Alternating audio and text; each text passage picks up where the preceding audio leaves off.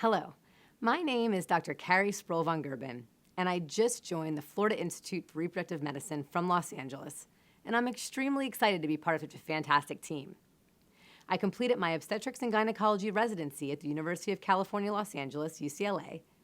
Fortunately for me, during my first year of residency, I was exposed to the field of reproductive endocrinology and infertility and really fell in love with the field at that time. There were so many aspects of the field that drew me to it.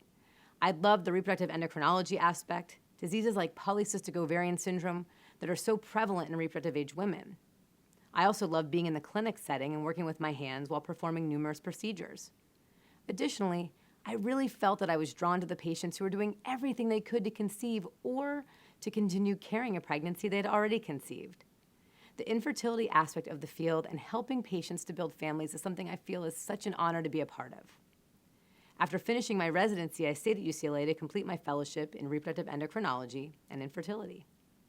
During this time, I became more interested in vitro fertilization and third-party reproduction, as well as fertility preservation. And additionally, my thesis research focused on the genetic aspects of polycystic ovarian syndrome.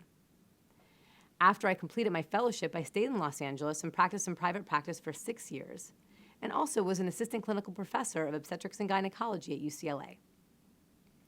Some of my focuses during this time were fertility preservation for cancer patients, as well as elective fertility preservation, and these continue to be my focuses.